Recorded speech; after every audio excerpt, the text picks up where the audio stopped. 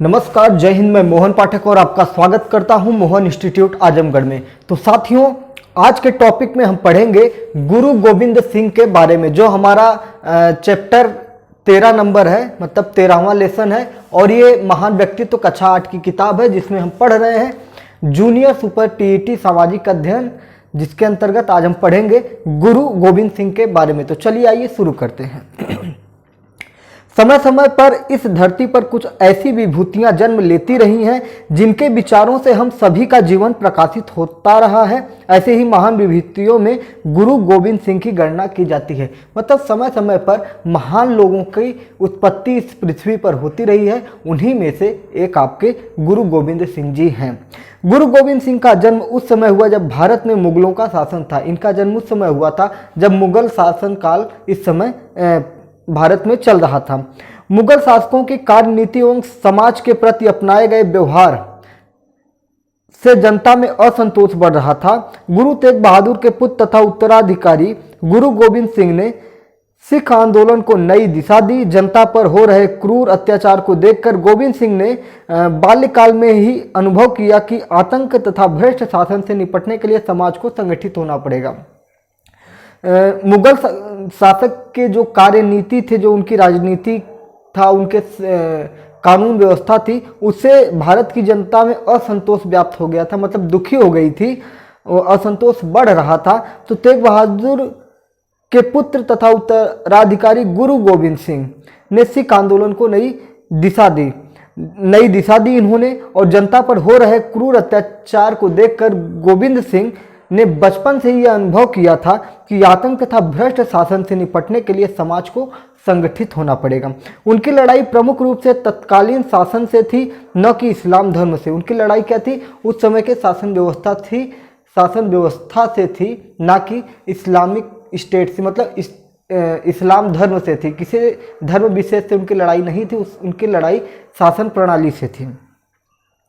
इसका स्पष्ट प्रमाण इस बात से मिलता है कि इन्होंने अपनी सेवा में कई पठानों को लगा रखा था और इस लड़ाई में उन्हें पीर बुद्धू शाह का सहयोग प्राप्त हुआ। ठीक है, इनके जो कर्मचारी थे, इनके साथ जो इनके सहयोगी थे, इनके प्रिय मित्र थे, उनमें मुस्लिम बहुत कई संख्या में पठान, मुस्लिम जो पठान होते हैं वो थे इनके साथ और इनका सहयोग करते थे। मुगलों के विरुद्ध लड़ाई में सईद बेग और मेमू खां भी उनकी तरफ से लड़े थे। मतलब इनकी तरफ से एक सईद बेग नाम के और मेमू खां के नाम के ये दो वीर थे। ये दोनों वीर भी मतलब मुसलमान होने के बावजूद भी इन्होंने मुगलों के खिलाफ इनके साथ लड़ाई लड़ी, तब इनके साथ में लड़ाई लड़ी। नबी खां और गनी खां ने उन्हें मुगल सेना से बचाया। नबी खां और गनी खां दो लोग ऐसे थे जो इनको मुगल सेना से बचाए थे। किसी कारण से फंस गए रहे होंगे तो इनको वहां पे बचाया गया था। वे पंजाब में भी वैसी ही जागृति पैदा करना चाहते थे जैसी शिवाजी ने महाराष्ट्र में पैदा की थी। ये क्या चाहते थे? जिस प्रकार से शिवाजी के बारे में हमने पिछले चैप्टर में पढ़ा था कि शिवाजी ने किस प्रकार से महाराष्ट्र में नवजागरण चलाया और युवाओं को इकट्ठा किया और मुगलों के खिलाफ लड़ाई लड़ी, औरंगजेब के खिलाफ लड़ाई लगी इत्यादि, लोगों से विजय प्राप्त की, अपने किलों को प्राप्त किया। तो उसी तरह की सोच ये भी कर रहे थे कि ये पंजाब में उसी तरह की क्रांति लाना चाहते थे। गुरु गोविंद सिंह को लगभग 10 वर्ष की अवस्था में गुरु की गद्दी मिली थी। जब ये 10 वर्ष के थे तभी इन्हें गुरु की गद्दी मिल गई थी। ठीक है, सिख धर्म का आरंभ गुरु नानक ने किया था। सिख धर्म का आरंभ गुरु नानक ने किया था। पहला क्वेश्चन यही है, सिख, ठीक है, सिख धर्म का आरंभ गुरु नानक ने किया था। ठीक है, सिख धर्म का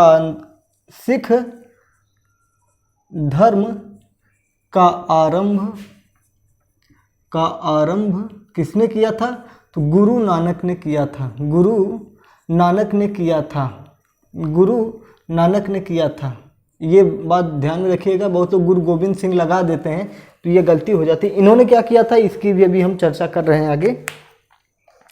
सिख धर्म का आरंभ गुरु नानक ने किया था। गुरु नानक के बाद सिख धर्म मानने वालों की संख्या में वृद्धि होने लगी। अब सिखों ने अपनी आत्मरक्षा हेतु अपने आप को संगठित करना प्रारंभ कर दिया। 10वें गुरु गोविंद सिंह के समय सिख लोग भली भांति संगठित हो गए। वे सैनिकों की भांति घुड़सवारी करते, तलवार चलाते और लड़ाई लड़ते। इतना ही नहीं, कुछ राजकाज भी होने लगा। अब गुरु लोग धार्मिक गुरु के साथ साथ राजा के समान रहने लगे। इनके शिष्य इन्हें भेंट देते। इस कार्य के लिए इन्होंने स्थान स्थान पर कुछ व्यक्ति नियुक्त कर दिए जिन्हें मसंद कहते थे। ठीक है, क्या कहते थे? मसंद कहते थे। ये लोग गुरु तो थे ही, फिर धीरे धीरे राजाओं की तरह अपना संचालन करने लगे और अपने अधिकार जमाने लगे और धीरे धीरे सारी व्यवस्थाएं इनकी राजाओं की तरह होने लगी, उनकी तरह रहने लगे, ठाट बाट वैसा हो गया। और फिर सेवा सत्कार के लिए ये लोग जगह जगह पर अपने आदमी रखने लगे। इसके बाद देखिए क्या होता है। और इनके जो शिष्य होते थे इनको भेंट देते थे, मतलब धन वगैरह जो भी जरूरत थी वो सारी चीज़ें देते थे। और जो इन्होंने स्थान स्थान पर व्यक्तियों को नियुक्त किया था उन्हें क्या कहते थे? उन्हें मसंद कहते थे, उन्हें मसंद कहते थे। गुरु हरगोविंद ने, जो गुरु गोविंद सिंह के पितामह थे, सिखों को पूरा सैनिक बना दिया था। वे स्वयं सैनिक वेश में दरबार किया करते थे। उनके शिष्य तथा दरबारी उन्हें सच्चे बादशाह कहते थे। ठीक है, जो गुरु हरगोविंद ने, जो गुरु गोविंद सिंह के पितामह थे, सिखों को पूरा सैनिक बना था। जितने सिख थे सबको सैनिक बना दिया था और खुद भी सैनिक के भेष में गद्दी पर बैठते थे। दरबार में गद्दी सैनिक की वेशभूषा बनाकर बैठते थे और उन्हें लोग सच्चे बादशाह के नाम से जानते थे या सच्चे बादशाह कहा करते थे। जिस समय गोविंद सिंह गुरु की गद्दी पर बैठे, पंजाब में सिखों की संख्या बहुत बढ़ गई थी। वे अपने गुरु से अत्यधिक प्रेम करते थे। गुरु गोविंद सिंह शिष्यों के आग्रह पर अंबाला के निकट आनंदपुर नामक स्थान पर आ गए। यह उनके पिता गुरु तेग बहादुर सिंह की राजधानी थी। मतलब पंजाब में सिखों की संख्या बढ़ गई जब ये गद्दी पर बैठे थे, तो इसी तरह से कार्यक्रम चलता रहा। गुरु गोविंद सिंह आनंदपुर में लगभग 20 वर्ष तक रहे और यहाँ उन्होंने हिंदू धर्म ग्रंथों का बड़ी गंभीरता से अध्ययन किया। इसी बीच उन्होंने एक पुस्तक का संकलन और संपादन किया जिसे दशम ग्रंथ कहते हैं। गुरु गोविंद सिंह ने एक पुस्तक का संकलन और संपादन किया, ठीक है, उसको क्या कहते थे? दशम ग्रंथ। दशम ग्रंथ, दशम ग्रंथ, ठीक है। दशम ग्रंथ जो है इसका संकलन या संपादन किसने किया? संकलन किसने किया? संकलन या संपादन किसने किया? तो ये गुरु गोविंद सिंह ने किया। गुरु गोविंद सिंह ने किया। किसने किया? गुरु गोविंद सिंह ने किया दशम ग्रंथ का संकलन और संचालन। ठीक है, आगे देखते हैं। और ये हिंदू धर्म ग्रंथों को बहुत ही अच्छे से इन्होंने उनका गहन अध्ययन किया, उनके बारे में जानकारी ली और उनके ज्ञान को अपने को आत्मार्पित किया। वे स्वयं एक अच्छे कवि और विचारक थे। गुरु नानक की भांति वे भी एक ईश्वर को मानने वाले थे। अन्य धर्मावलंबियों को भी ये सम्मान देते थे और किसी अन्य धर्म का इन्होंने कभी विरोध नहीं किया। इनके द्वारा रचित चंडी चरित्र और चंडी का वार नामक पुस्तकें वीर रस के सुंदर काव्य हैं। इनकी और रचनाएं क्या हैं? देखिए, चंडी चरित्र और चंडी वार। अन्य रचनाएं देखिए, अन्य रचनाएं इन्हीं की हैं, गुरु गोविंद सिंह की। ठीक है, अन्य रचनाएं चंडी चरित्र। क्या है? चंडी चरित्र। चंडी चरित्र, चंडी चरित्र हो गया और एक है, और दूसरी क्या हो गई? चंडी,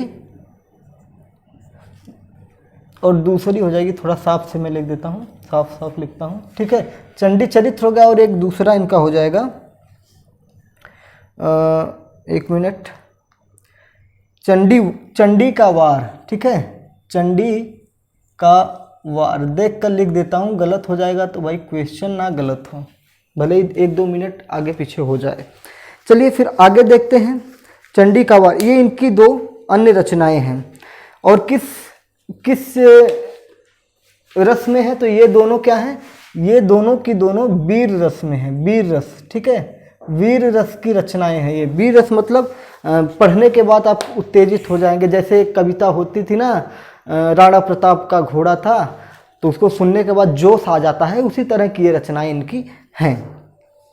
देखिए, इन पुस्तकों के माध्यम से इन्होंने अपने शिष्यों में अदम्य साहस और वीरता का संचार किया। ये अच्छे आंसू कवि भी थे। आंसू कवि, आंसू कवि क्या होता है कि कहीं पर खड़े हैं, बैठे हैं, सोए हैं, कोई बात हुई उसी बात पर कविता बना देना या तुरंत कविता का निर्माण कर देना ही आंसू कवि होता है। ठीक है। उपदेश देते देते वे कविता कहने लगते थे, इससे सुनने वालों पर गहरा प्रभाव पड़ता था। इन्होंने एक पुस्तक विचित्र नाटक भी लिखी। इनकी एक और पुस्तक है जिसका नाम है विचित्र नाटक। पुस्तक की बात करें, पुस्तक जिसका नाम है विचित्र नाटक।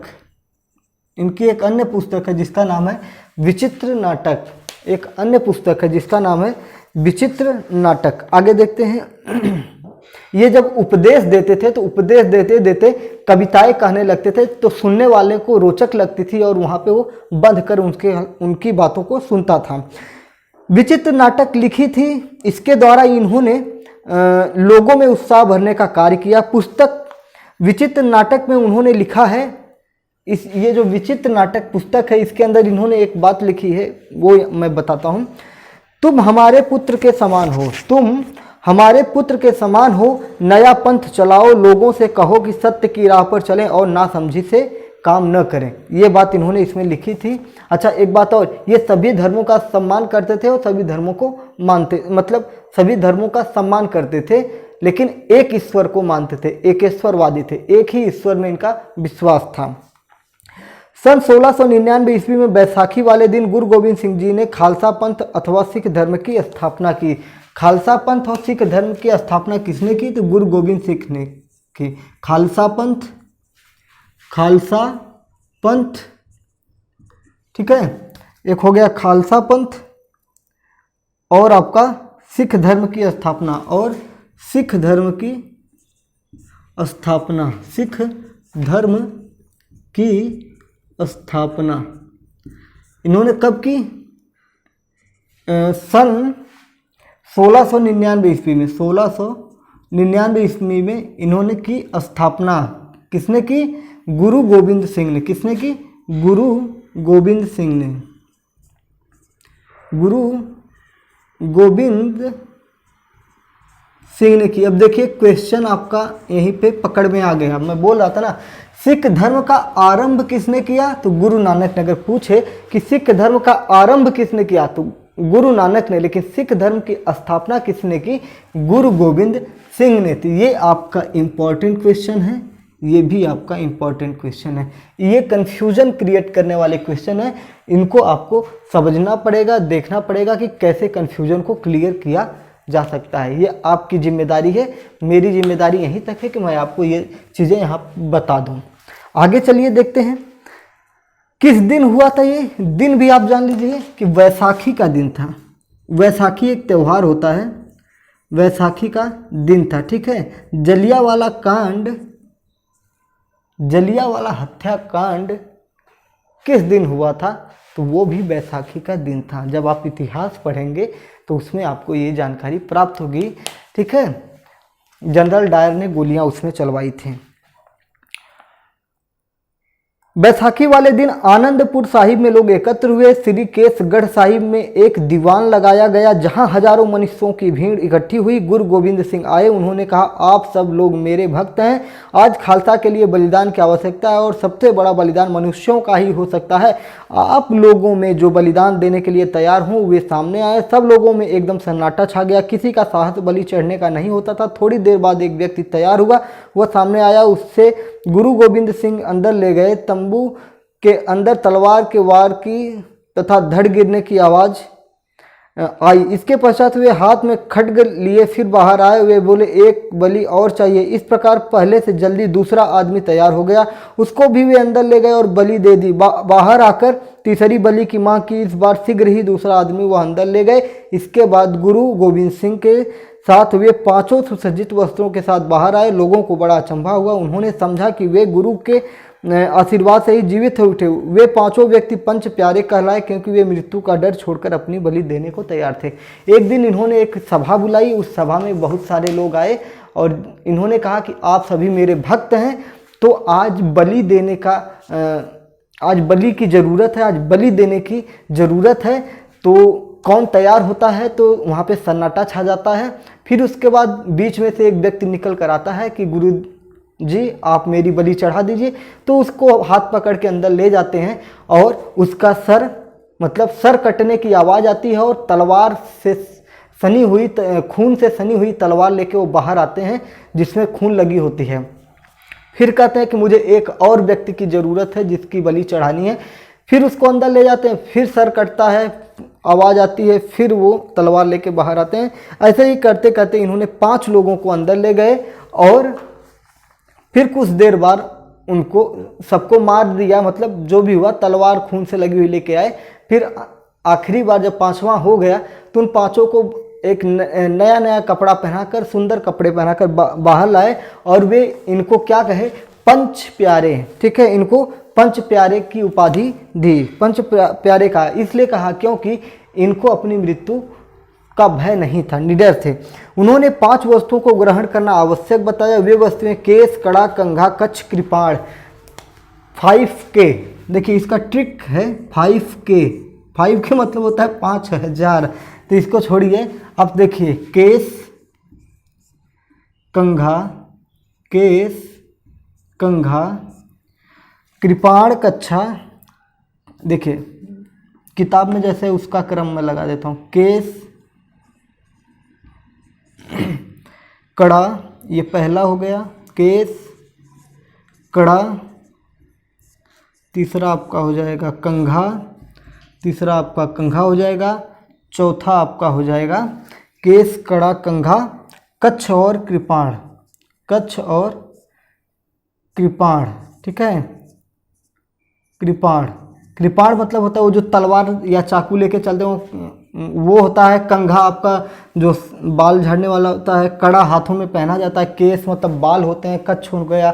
तो ये 5 चीज़ें इन्होंने अनिवार्य की कि सिख धर्म के व्यक्ति हैं तो आपको ये 5 चीज़ें अनिवार्य होगी। उन्होंने 5 वस्तुओं को ग्रहण करना आवश्यक बताया। केस, कड़ा, कंघा, कच्छ और कृपाण, जो 5 प्रकार के होते थे, जिसको ट्रिक के माध्यम से 5K हम लोग कह देते हैं।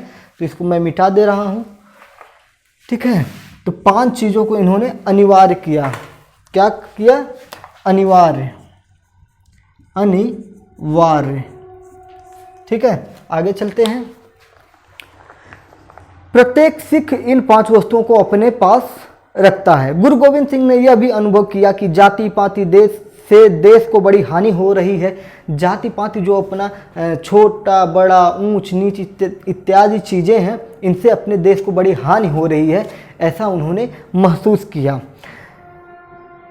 और संगठन में यह बाधक है, मतलब जो संगठन उन्होंने बना था कि उसमें ये बाधा उत्पन्न करती है। इसलिए सिख धर्म में उन्होंने जाति पात का भेदभाव नहीं रखा। सिख धर्म में कोई जाति पात का भेदभाव ही नहीं है। उन्होंने अपने शिष्यों को आज्ञा दी कि कट्टरता छोड़ो और अपने गुरु की आज्ञा को ही सबसे बढ़कर मानो। उन्होंने अपने शिष्यों से जाति सूचक शब्द को छोड़कर प्रत्येक सिख के नाम में सिंह जोड़ना आवश्यक बना दिया, जिससे वे अपने को सिंह के समान अनुभव करें। इन सबका परिणाम यह हुआ कि सिख संगठित सैनिक बन गए। पास पड़ोस के राजा उनसे ईर्ष्या करने लगे। आनंदपुर के पड़ोसी राजाओं से उनका युद्ध भी हुआ, जिसमें ये विजयी रहे, किंतु आगे और भी विपत्ति खड़ी हो गई। सिखों की वीरता की बात जब औरंगजेब के कानों में पड़ी तो वह इस बात से चिंतित और भयभीत हो गया कि उसकी राजधानी दिल्ली के निकट एक नई शक्ति उभर रही है। उस समय औरंगजेब दक्षिण में था। उसने अपने सैनिकों को वहीं से आज्ञा दी कि गोविंद सिंह पर आक्रमण किया जाए। आनंदपुर घिर गया। बड़ी कठिनाई से गुरु गोविंद सिंह वहां से कुछ साथियों के साथ बच निकले। इसके बाद लगभग 6-7 वर्षों तक वे औरंगजेब से युद्ध करते रहे।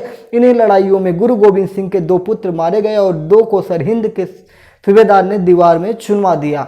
होता क्या है कि ये जाति धर्म मतलब जो जातियां होती हैं इन सबको हटा दिया और जो सिख धर्म की स्थापना की, इसमें इन्होंने कहा कि इसमें कोई अपना जाति सूचक शब्द नहीं लगाएगा, हर व्यक्ति सिंह लगाएगा, जिससे उसे अपने अंदर से शेर की भांति ऊर्जा प्राप्त हो। सुनकर उसको ऊर्जा प्राप्त हो, सिंह लगाएगा हर कोई। तो ये सारी चीज़ें फिर ऐसा उन्होंने किया तो इनकी सैनिक संगठन शक्ति बढ़ गई।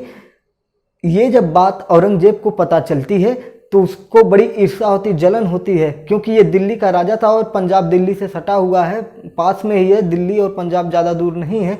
तो इसको लगा कि दिल्ली के बगल में एक शक्ति संगठित हो रही है तो मेरे लिए खतरा है। तो ये दक्षिण भारत में था औरंगजेब, उसने वहाँ से आदेश दिया अपने सैनिकों को कि जाओ इनके ऊपर हमला कर दो। तो हमला हो जाता है और इनके साथ युद्ध होता है और ये अपना राज छोड़ के निकल जाते हैं क्योंकि काफ़ी मुश्किल हो जाती है। तो कुछ साथियों के साथ ये बच निकलते हैं और इसके बाद 6-7 वर्षों तक इसी तरह युद्ध होता रहता है और इन्हीं युद्धों में गुरु गोविंद सिंह के 2 बेटे थे मारे गए और 2 को सरहिंद के सूबेदार ने दीवार में चुनवा दिया। गुरु गोविंद सिंह के जो 2 पुत्र मारे गए, 2 को मार दिया गया और 2 को दीवार में चुनवा दिया। मतलब इसे दीवार बनाई जाती, दीवार में बीच में खड़ा करके दीवार खड़ी कर दी जाती, उसी में दफन हो जाते थे जिंदा। ठीक है। इन सब कठिनाइयों और दुखों में भी गुरु गोविंद सिंह ने अपना धैर्य और साहस नहीं खोया। गुरु गोविंद सिंह के शौर्य से भयभीत औरंगजेब ने उनकी गिरफ्तारी का आदेश दे दिया, किंतु इसी बीच औरंगजेब की मृत्यु हो गई और उसके लड़कों में राज्य के लिए लड़ाई छिड़ गई। गुरु ने उसके एक लड़के बहादुर शाह का साथ दिया जो बाद में औरंगजेब का उत्तराधिकारी बना। बहादुर शाह से मिलने के लिए वे दक्षिण जा रहे थे। मार्ग में किसी शत्रु द्वारा घायल कर दिए जाने से 42 वर्ष की अवस्था में गुरु गोविंद सिंह की मृत्यु हो गई। फिर इसी तरह कार्यक्रम चलता रहा। फिर इनको 42 वर्ष की उम्र में इनकी मृत्यु हो जाती है, मतलब युद्ध में ये घायल हो जाते हैं। फिर इनकी मृत्यु हो जाती है 42 वर्ष की उम्र में। अपने छोटे से जीवन काल में उन्होंने जो भी कार्य किए वे सचमुच सराहनीय है। सिख संप्रदाय की गुरु परंपरा में ये अंतिम गुरु थे। सिख संप्रदाय के परंपरा में ये क्या थे? अंतिम गुरु थे। ये भी आप ध्यान में रखिए, ये अंतिम गुरु थे। क्या थे? अंतिम गुरु थे। ये ध्यान में रखिएगा। ये कौन थे? अंतिम गुरु थे। गुरु गोविंद सिंह क्या थे? सिख धर्म के अंतिम गुरु थे। सिख संप्रदाय की गुरु परंपरा में ये अंतिम गुरु थे। अपनी मृत्यु से कुछ समय पूर्व एक समारोह में गुरु गोविंद सिंह जी ने 5 पैसे व 1 नारियल गुरु ग्रंथ साहिब के आगे रखकर माथा टेका और गुरु ग्रंथ साहिब को गुरु पद की पदवी प्रदान की। इसके पश्चात उन्होंने कहा कि आज के बाद कोई देहधारी व्यक्ति गुरु नहीं होगा, बल्कि गुरु ग्रंथ साहिब ही आज के बाद सिखों के गुरु होंगे। सब सिखन को हुक्म है।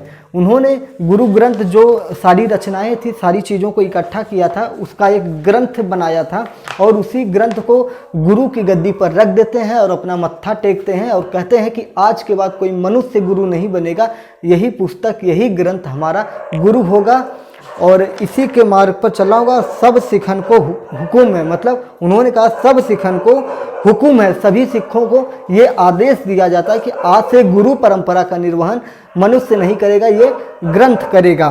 गुरु मान्यो ग्रंथ, मतलब उन्होंने कहा कि सब सिखन को हुक्म है गुरु मान्यो ग्रंथ। सभी सिखों को आदेश दिया जाता है कि गुरु मानो इसी ग्रंथ को। गुरु गोविंद सिंह सिखों के महान गुरु थे। उन्होंने भेदभाव मिटाकर खालसा पंथ को संगठित किया और देशवासियों को नई